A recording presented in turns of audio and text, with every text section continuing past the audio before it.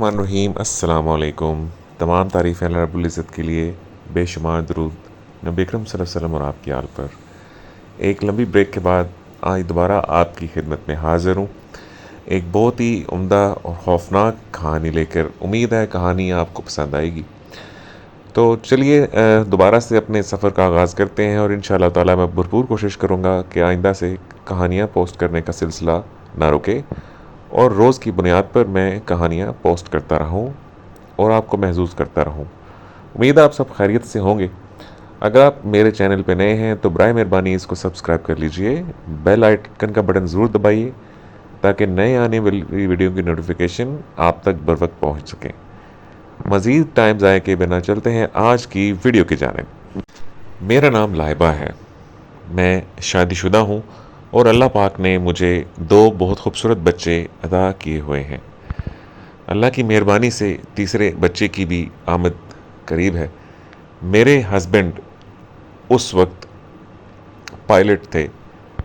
ہماری زندگی میں ایک ایسا خوفناک واقعہ پیش آیا جس نے یکسر ہماری زندگی بدل کے رکھ دی۔ میں آگے چل کے آپ کو تمام تفصیل سے آگاہ کروں گی کیسے میرے ساتھ اچانک سے عجیب و غریب واقعات رونما ہونا شروع ہو گئے۔ یہ تقریباً 1-1.5 سال پہلے کی بات ہے۔ مجھے ایک بہت خوفناک خواب آیا۔ میں گھبرا کے فوراً اٹھ گئی۔ مجھے کچھ سمجھ نہ آ رہا تھا کہ وہ خواب کیا تھا۔ مجھے یہ اچھی طرح یاد ہے کہ میں گھبرا کے اٹھ گئی تھی۔ میں نے پانی وغیرہ پیا اور تھوڑی دیر بعد کوشش کرنے کے بعد دوبارہ سو گئی۔ 2-3 دن کے بعد مجھے دوبارہ سے ایک بہت خوفناک خواب آیا۔ خواب میں میں نے دیکھا میں لیٹی ہوئی ہوں، میں نیند میں ہوں، میری آنکھیں کچھ کھلی ہوئی ہیں اور کچھ بند ہیں، اور میرے سر کی جانب میرے اوپر ایک خوفناک بڑھیا کھڑی ہوئی ہے جو مسلسل مجھے گھورے جا رہی ہے۔ اس کے لمبے لمبے بال کھلے ہوئے ہیں۔ میں یہ دیکھ کے بہت خوفزدہ ہوئی اور پھر میری آنکھ کھل گئی۔ مجھے یہ خواب تقریباً 2-3 دن آتا رہا۔ جب تیسرے دن مجھے یہ خواب آیا تو وہ کچھ بڑبڑا رہی تھی۔ میں نے جب غور سے سننے کی کوشش کی تو وہ کہہ رہی تھی تمہارے اوپر ایک بہت بڑی مصیبت آنے والی ہے، تیار رہنا۔ وہ ایک خوفناک کہکا لگا کے وہاں سے غائب ہو گئی، اور میں لا حول ولا قوت پڑھتی ہوئی خواب سے بیدار ہو گئی۔ میں کافی گھبرائی ہوئی تھی کیونکہ یہ خواب مجھے مسلسل آ رہا تھا، لیکن آج تو اس بوڑھی عورت نے ایک یہ عجیب و غریب بات بھی کہہ رہی تھی۔ میرا دل بری طرح کانپ رہا تھا۔ میں نے اپنے بائیں جانب دیکھا تو میرے ہسبینڈ گہری نیند میں تھے اور میرے بچے درمیان میں سو رہے تھے۔ میں نے اللہ سے دعا کی، یا اللہ اس خواب کی بری تعبیر سے میں تیری پناہ مانگتی ہوں، اپنے خامد بچوں اور اپنے لیے آپ کی حفاظت میں آتی ہوں۔ لیکن کچھ چیزیں جو ہونی ہوتی ہیں شاید ہو کے ہی رہتی ہیں۔ جس طرح میں نے آغاز میں بتایا کہ میرے ہسبینڈ ایک پائلٹ تھے۔ ایک دن انہیں ایک تقریب میں جمپ کرنا تھا۔ جس طرح آپ نے بہت ساری ویڈیوز ٹی وی وغیرہ میں دیکھا ہوگا، پائلٹ حضرات عموماً پیراشوٹ سے جمپ بھی کرتے ہیں، وہ اس کی خاص مہارت رکھتے ہیں۔ میرے ہسبینڈ بھی اس کام میں کافی ماہر تھے، لیکن جب پریشانی اور مصیبت بننی ہوتی ہے تو ساری ترتیب اور مہارت دھری کی دھری رہ جاتی ہے۔ وہ معمول کے مطابق اپنی ٹائمنگ کو ایڈجسٹ کرتے ہوئے جہاز سے کود پڑے۔ انہیں یہ یقین تھا کہ وہ زمین کے قریب آنے سے جو ایک حفاظتی فاصلہ ہوتا ہے وہاں آ کے اپنا پیراشوٹ کھول لیں گے۔ بدقسمتی کہہ لیں یا آزمائش، وہ نیچے آنے تک کسی صورت بھی اپنا پیراشوٹ نہ کھول سکے۔ یقیناً پیرا گلائڈر کے پاس حفاظت کے اور بھی انتظام ہوتے ہیں۔ اگر ایک پیراشوٹ نہ کھلا ہو تو یقیناً ان کے پاس کچھ اور بھی ایسی ترکیب ہوتی ہے کہ خود کو محفوظ کر سکیں۔ اس دن میرے ہسبینڈ کی کوئی بھی ترکیب کام نہ آئی، اور وہ دھڑام سے آ کے زمین پہ آ گرے، اور زمین پہ گرتے ساتھ ہی ان کا دماغ زمین کے ساتھ ٹکرایا۔ وہ ایک دفعہ کھڑے ہوئے اور تقریباً 4-5 سیکنڈ کے بعد اوندے منہ زمین پہ جا گرے۔ وہ تقریباً 3 ماہ کوما میں رہے۔ ڈاکٹروں نے انتھک کوشش کے بعد ان کی زندگی بچا لی، لیکن وہ 3 ماہ بعد اچانک بے ہوشی سے بیدار ہوئے۔ میں نے وہ 3 ماہ کس عذاب اور اذیت سے گزارے تھے میں آپ کو بیان بھی نہیں کر سکتی۔ اگر میری جیسی خواتین، میری بہنیں ایسی کسی آزمائش سے گزری ہیں، شاید وہ اس بات کو اچھے سے جان سکتی ہیں کہ آپ شادی شدہ ہوں، 2 بچوں کی ماں ہوں، اور آپ کا خاوند اچانک سے ایک بڑے حادثے کا شکار ہو کے کوما میں چلا جائے، تو آپ سوچ سکتے ہیں کہ ایک انسان کس اذیت سے گزر رہا ہوگا۔ میں ان 3 مہینوں میں شاید ہی کوئی ایسا دن تھا کہ میں نے وہ خواب نہ سوچا ہو۔ میں روز ان کا صدقہ دیا کرتی تھی اور خواب کو سوچ کے رویا کرتی تھی۔ میں نے اپنی پوری کوشش کی کہ اپنے ہسبینڈ کی جس حد تک ہو سکے خدمت کرتی رہوں، ان کی خدمت میں کوئی کمی کوتاہی نہ آئے۔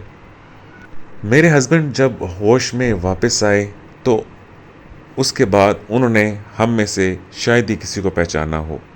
ان کے عجیب و غریب حرکات تھیں، کچھ عرصہ تو وہ بالکل بول ہی نہ سکے۔ اشاروں سے جب انہیں پانی کی پیاس لگتی یا بھوک لگتی تو اشاروں سے ہمیں سمجھاتے۔ تقریباً 6 ماہ ہاسپٹل میں رہنے کے بعد ڈاکٹروں نے انہیں ڈسچارج کر دیا، یہ بتاتے ہوئے کہ امید ہے ایک دن یہ اپنی اصلی حالت میں واپس آ جائیں گے، لیکن کب آئیں گے اس کا تعین ہم کبھی بھی نہیں کر پائیں گے۔ آہستہ آہستہ انہوں نے اپنی والدہ، اپنی بہنوں اور اپنے والد صاحب کو پہچاننا شروع کر دیا۔ خوش قسمتی سے انہوں نے اپنے بچوں کو بھی پہچان لیا تھا۔ میرے لیے سب سے بڑی تکلیف کی بات یہ تھی کہ وہ یہ جانتے ہی نہیں تھے کہ میں ان کی بیگم ہوں، نہ ہی انہیں میرا نام یاد تھا۔ سب سے بڑی تکلیف کی بات یہ تھی، 1-2 دفعہ تو انہوں نے یہ سمجھا کہ میں ان کی بہن ہوں۔ ان کی 2 ان میرڈ بہنیں بھی اسی گھر میں رہا کرتی تھیں۔ مجھے ایک دن بہت شدید تکلیف ہوئی جب وہ صوفے پہ بیٹھے، انہوں نے ایک عجیب و غریب نام سے مجھے پکارا اور کہا مجھے پانی کا گلاس دو، اور کہا میری بہن میرے پاس بیٹھو۔ میرا منہ کھل گیا، لیکن میں نے فوراً سے اپنے آپ کو سنبھالا۔ میں جانتی تھی کہ ان کی حالت اس قابل نہیں ہے کہ میں ان سے کچھ عجیب و غریب سوال کروں۔ میں پھر بھی کبھی کبھار ان کا ہاتھ تھام کے بیٹھ جاتی کہ شاید انہیں کچھ یاد آ جائے، کبھی ان کو واک پہ باہر لے جاتی، لیکن ان کی حرکتیں تو جیسے بچوں کی مانند تھیں۔ اللہ کا شکر ہے کہ ان کی جان بچ گئی تھی، لیکن وہ ایک بچہ بن کے رہ گئے تھے۔ کبھی کبھار تو عجیب و غریب بچوں جیسی حرکتیں کر جاتے، بچوں کی طرح ہنسنا شروع کر دیتے۔ میں یہ سب دیکھ کے بڑی تکلیف میں تھی، لیکن ایک جگہ اللہ کا شکر ادا بھی کرتی تھی کہ ان کی جان بچ گئی۔ آگے چل کے میرے ساتھ جو ہوا وہ میں شاید کبھی بھی نہ بھلا پاؤں۔ ایک دن شام کے ٹائم دروازے پہ دستک ہوئی۔ اس وقت میں کچن میں شام کی چائے بنانے میں مصروف تھی۔ ہم اس حادثے کے بعد، آپ سب جانتے ہیں کہ آرمی وغیرہ کے لوگوں کی اپنی رہائش گاہیں ہوتی ہیں، لیکن کچھ عرصے کے لیے ہم پرائیویٹ ایریا میں رہ رہے تھے۔ یہ تبھی کی بات ہے، دروازے پہ دستک ہوئی اور میں نے چولہا آہستہ کیا اور دروازے کی جانب لپک پڑی۔ ان دنوں میں میری ساس، میرے ہسبینڈ کی دونوں بہنیں گھر پہ موجود نہیں تھے اور کسی رشتہ دار کے ہاں گئے ہوئے تھے۔ میرے ہسبینڈ کے والد یعنی کہ میرے سسر صاحب اپنے صاحبزادے کو ڈاکٹر کے پاس چیک اپ کروانے لے گئے تھے۔ میں اپنے بچوں کے ساتھ گھر میں موجود تھی۔ انہی دنوں میں اللہ پاک نے مجھے ایک اور بیٹا عطا کیا تھا جو کہ بہت خوبصورت اور صحت مند ہے ماشاءاللہ۔ میں آہستہ آہستہ چلتی ہوئی دروازے کی جانب لپکی۔ میں نے اندر سے آواز دی کون ہے؟ آگے سے مجھے کوئی جواب نہ آیا۔ 2-3 دفعہ پوچھنے کے بعد دروازے پہ دوبارہ دستک ہوئی۔ میں نے جیسے ہی دروازہ کھولا، میری اوپر کی سانس اوپر اور نیچے کی نیچے رہ گئی۔ یہ تو وہی خواب والی بوڑھی عورت تھی جس کے چہرے کے اوپر وہی منحوس سی ہنسی تھی۔ وہ بدستور مجھے دیکھے شیطانیت کے ساتھ مسکرا رہی تھی۔ وہ اچانک سے بول پڑی، میں نے تمہیں کہا تھا نا، اچانک تمہارے ساتھ کچھ ایسا ہونا ہے کہ تمہاری زندگی سب ختم ہو جائے گی۔ میں ہکی بکی کھڑی اسے دیکھ رہی تھی۔ میرے میں اتنی ہمت بھی نہ تھی کہ میں اس سے پوچھ سکوں کہ تم کون ہو۔ وہ یہ کہتی ہوئی پلٹی اور کبڑی ہو کے دوسری جانب چل پڑی۔ میں سکتے سے جیسی باہر آئی، میں نے گھر سے بائیں جانب اس کو جاتے ہوئے گلی مڑتے ہوئے دیکھا۔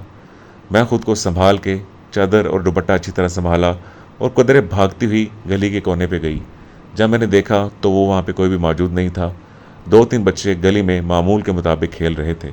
وہ کافی لمبی گلی تھی۔ جس کے دائیں اور بائیں کافی دور تک کوئی گلیاں بھی نہیں مڑتی تھیں، اور دکھنے میں کوئی ایسا گھر کا دروازہ بھی نہیں تھا جو کھلا ہو جس میں وہ بڑھیا داخل ہو گئی ہو۔ میں وہ گلی مڑنے کے تقریباً 1 سے 2 سیکنڈ کے بعد اس گلی کے کارنر پہ پہنچ چکی تھی جہاں پہ وہ بڑھیا مڑی تھی۔ میں یہ دیکھ کے کافی خوفزدہ ہوئی اور فوراً گھر میں بھاگ کے اپنے بچوں کے پاس آ گئی۔ میں نے دیکھا میرے تینوں بچے اپنے کمرے میں آرام سے سو رہے تھے۔ میں بہت خوف زدہ تھی۔ میں نے اللہ سے بہت ساری دعائیں کی، چائے پی، مغرب کی اذان ہوئی، نماز پڑھی اور اللہ سے رو رو کے دعائیں کیں، یا اللہ آخر یہ کیا ماجرا ہے، میرے ساتھ کیا ہو رہا ہے۔ میں کسی سے مشورہ کیا، مجھے کسی نے مشورہ دیا، استخارہ کرو، اللہ پاک سے رجوع کرو، اللہ بہت مہربان ہے، تمہارے ساتھ یقیناً بہترین معاملہ ہوگا۔